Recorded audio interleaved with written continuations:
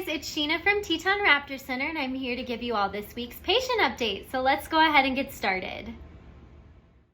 First up for the birds that we're covering in this week's update is American Kestrel 116, and this young bird is recovering in our temperature-controlled, oxygenated ICU unit, and she's still healing up from a couple of different fractures in her wing.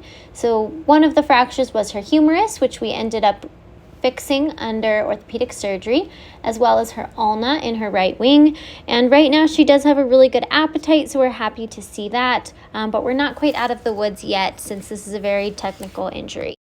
Next up is Great Horned Owl 1-8, and this bird initially came in with a fractured coracoid in the left shoulder after being struck by a vehicle.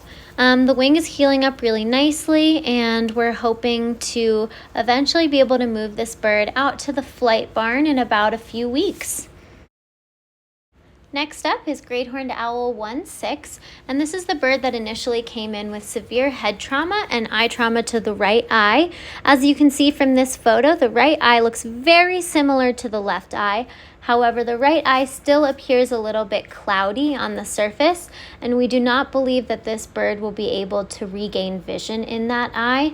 However, the great thing about owls is that they hunt predominantly through sound, and so oftentimes they can be released back to the wild with limited or no vision in one eye, so long as they're able to hunt successfully.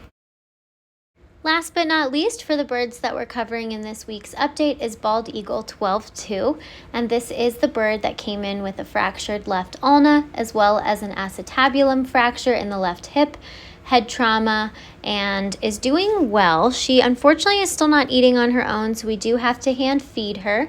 So we've moved her to the PCU in a really large enclosure where we can grab her up every day to make sure we're able to feed her. But it's a big enough space where she can fly around if she wants to.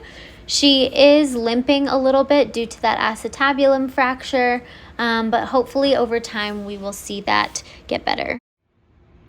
All right, that's all we've got for this week. Thank you guys so much for tuning in, and I hope you enjoyed learning more about our birds. I will see you guys next week. And remember that if you want to do your part to help keep wild birds wild, you can check out our website at tetonraptorcenter.org and make a donation. Bye!